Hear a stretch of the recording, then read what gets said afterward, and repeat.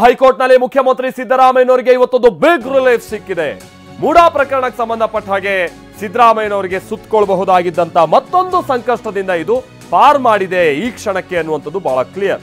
CM Siddaramaiah ವಿರುದ್ಧದ MUDA case ತನಿಖೆಯನ್ನ ಸಿಬಿಐಗೆ ವಹಿಸಬೇಕು ಅನ್ನುವಂತ ನಿಟ್ಟಿನಲ್ಲಿ ಅರ್ಜಿಯನ್ನು ಸಲ್ಲಿಕೆ ಆಗಿತ್ತು. ಆ ಅರ್ಜಿ ಮೇಲೆ ಸುದೀರ್ಘವಾದಂತ ವಾದ ಪ್ರತಿವಾದ ಏನ್ ನಡೆದಿತ್ತು, ಈಗ ಆ ಅರ್ಜಿಯನ್ನ ಕೋರ್ಟ್ ವಜಾಗೊಳಿಸಿದೆ.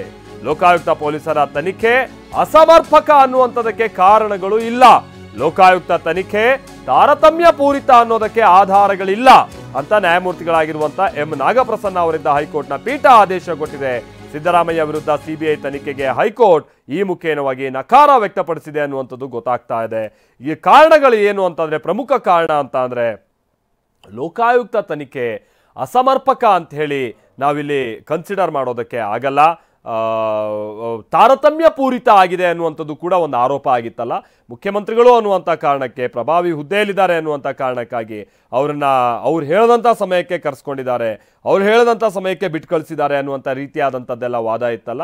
ಅದ್ಯಾವುದಕ್ಕೂ ಕೂಡ ತಾರತಮ್ಯ ಪೂರಿತ ಅನ್ನುವಂಥದಕ್ಕೆ ಇದ್ಯಾವುದು ಕೂಡ ಆಧಾರಗಳಲ್ಲ ಅನ್ನುವಂಥ ಅಭಿಪ್ರಾಯವನ್ನ ಇಲ್ಲಿ ಕೋರ್ಟ್ ಪಟ್ಟಿದೆ ಅನ್ನುವಂಥದ್ದು ಕ್ಲಿಯರ್. ಹಾಗಾಗಿ ಲೋಕಾಯುಕ್ತ ತನಿಖೆ ತಾರತಮ್ಯ ಪೂರಿತ ಅನ್ನೋದಕ್ಕೆ ಆಧಾರ ಇಲ್ಲದೆ ಇರುವ ಸಂದರ್ಭದಲ್ಲಿ, ಲೋಕಾಯುಕ್ತ ತನಿಖೆ ಅಸಮರ್ಪಕ ಅನ್ನೋದಕ್ಕೆ ಕಾರಣಗಳು ಇಲ್ಲದೆ ಇರುವಂತ ಈ ಸಂದರ್ಭದಲ್ಲಿ ಇದನ್ನ ಸಿಬಿಐಗೆ ಕೊಡುವಂತ ಅವಶ್ಯಕತೆ ಏನು ಅನ್ನುವಂತ ರೀತಿಯಾಗಿ ಬಹುಶಃ ಇಲ್ಲಿ ಕೋರ್ಟ್ ಇಂಥ ನಿರ್ಧಾರಕ್ಕೆ ಬಂದಿದೆ ಅಂತ ಕಾಣಿಸುತ್ತೆ. ರಮೇಶ್, ನಮ್ಮ ಪ್ರತಿನಿಧಿ ಇದಕ್ಕೆ ಸಂಬಂಧಪಟ್ಟ ಮತ್ತಷ್ಟು ಡೀಟೇಲ್ಸ್ ಅನ್ನ ಕೊಡ್ತಾರೆ. ನಮ್ಮ ಜೊತೆಗೆ ನೇರ ಸಂಪರ್ಕದಲ್ಲಿ ಜಾಯಿನ್ ಆಗ್ತಾ ಇದ್ದಾರೆ. ರಮೇಶ್, ಬಹುಶಃ ಇಲ್ಲಿ ಲೋಕಾಯುಕ್ತದ ಇಲ್ಲಿಯ ತನಕದ ತನಿಖಾ ವರದಿ ಏನಿದೆ, ಬಹುಶಃ ಇವತ್ತು ಇಂಥ ತೀರ್ಪನ್ನ ಕೊಡುವಂತ ನಿಟ್ಟಿನಲ್ಲಿ ಅದು ಕೂಡ ಒಂದು ಇಂಪ್ಯಾಕ್ಟ್ ಆಗಿರ್ಬೋದಾ? ಮುಚ್ಚಿದ ಲಕೋಟೆಯಲ್ಲಿ ಕೊಟ್ಟಿದ್ದಂತ ಇಲ್ಲಿ ತನಕ ವರದಿ ಓವರ್ ಆಲ್ ಆಗಿ ಕೋರ್ಟ್ ಈಗ ಸಿಬಿಐಗೆ ಕೊಡೋದಕ್ಕೆ ಮುಂದಾಗದೇ ಇರುವಂತ ನಿಟ್ಟಿನಲ್ಲಿ ಏನೇನು ಕಾರಣಗಳು ಅಂತ ಗೊತ್ತಾಗ್ತಾ ಇದೆ ರಮೇಶ್? ಖಂಡಿತ ಮಾಲ್ತೇಶ್, ಲೋಕಾಯುಕ್ತ ಪೊಲೀಸರು ಏನು ವರದಿಯನ್ನು ಕೊಟ್ಟಿದ್ದಾರೆ ಅದನ್ನು ಕೂಡ ಕೋರ್ಟ್ ಪರಿಶೀಲನೆ ಮಾಡಿದೆ.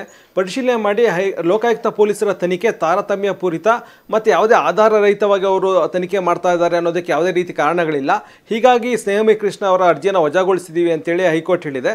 ಜೊತೆಗೆ ಲೋಕಾಯುಕ್ತ ಪೊಲೀಸರ ತನಿಖಾ ಸಂಸ್ಥೆ ಏನಿದೆ ಅದು ಸ್ವತಂತ್ರ ತನಿಖಾ ಸಂಸ್ಥೆ ಹೌದೇ ಅಲ್ವೇ ಅನ್ನೋದ್ರ ಬಗ್ಗೆ ಹೈಕೋರ್ಟ್ ವಿಭಾಗೀಯ ಪೀಠದ ತೀರ್ಪುಗಳಿದೆ. ಜೊತೆಗೆ ಸುಪ್ರೀಂ ಕೋರ್ಟ್ನ ತೀರ್ಪುಗಳು ಕೂಡ ಇದೆ. ಹೀಗಾಗಿ ಲೋಕಾಯುಕ್ತ ಪೊಲೀಸರ ಒಂದು ತನಿಖಾ ಸಂಸ್ಥೆ ಏನಿದೆ ಅದು ಸ್ವತಂತ್ರವಾದಂಥ ತನಿಖಾ ಸಂಸ್ಥೆ. ಹೀಗಾಗಿ ಈ ಒಂದು ತನಿಖೆಯಲ್ಲಿ ಹಸ್ತಕ್ಷೇಪ ಮಾಡೋದಕ್ಕೆ ಅಥವಾ ಈ ತನಿಖೆ ಸರಿಯಾದ ದಾರಿಯಲ್ಲಿ ಸಾಗ್ತಾ ಇಲ್ಲ ಅಂತ ಹೇಳೋದಕ್ಕೆ ಯಾವುದೇ ರೀತಿ ಕಾರಣಗಳಿಲ್ಲ ಅಂತೇಳಿ ಹೈಕೋರ್ಟ್ ಅಭಿಪ್ರಾಯಪಟ್ಟು ಈ ಒಂದು ಅರ್ಜಿಯನ್ನು ವಜಾಗೊಳಿಸಿದೆ. ಹೀಗಾಗಿ ಇದು ಸ್ನೇಹಮಯಿ ಕೃಷ್ಣ ಅವರಿಗೆ ಬಹಳ ದೊಡ್ಡ ಹಿನ್ನಡೆ, ಜೊತೆಗೆ ಬಿಜೆಪಿ ನಾಯಕರಿಗೂ ಕೂಡ ಒಂದು ರೀತಿ ಹಿನ್ನಡೆ ಅಂತ ಹೇಳ್ಬೋದು.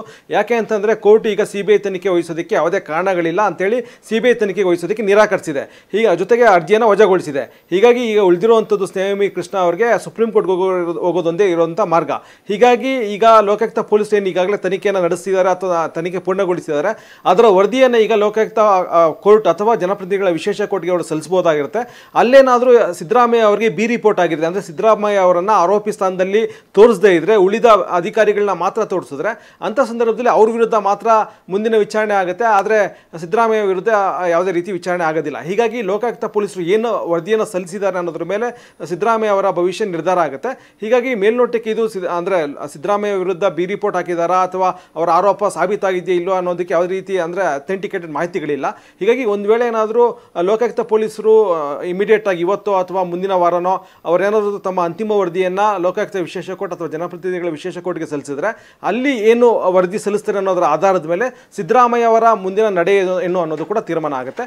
ಈಗ ಇವತ್ತಿನ ಹೈಕೋರ್ಟ್ನ ಆದೇಶ ಏನಿದೆ ಬಹಳ ದೊಡ್ಡ ರಿಲೀಫ್ ಸಿದ್ದರಾಮಯ್ಯ ಪಾಲ್ಗೆ. ಯಾಕಂದರೆ ಸಿಬಿಐ ತನಿಖೆಗೆ ಏನಾದರೂ ಆದೇಶ ಆಗಿದ್ರೆ ಆಗ ಬಹಳ ದೊಡ್ಡ ಸೆಟ್ ಬ್ಯಾಕ್ ಆಗಿರೋದು ಸಿದ್ದರಾಮಯ್ಯ ಅವರಿಗೆ. ಅದರಿಂದ ಪಾರಾಗಿರೋದ್ರಿಂದ ಅವ್ರಿಗೆ ಇನ್ನು ಯಾವುದೇ ರೀತಿಯಾದಂತಹ ಒಂದು ಆತಂಕದ ಕ್ಷಣಗಳು ಸದ್ಯಕ್ಕೆ ಕಾಣ್ತಾ ಇಲ್ಲ. ಮಾಲ್ತೇಶ್, ರಮೇಶ್, ಜಸ್ಟ್ ಹೋಲ್ಡ್ ರಮೇಶ್, ನಾನು ನಿಮ್ಮ ಜೊತೆಗೆ ಮಾತನಾಡ್ತೀನಿ.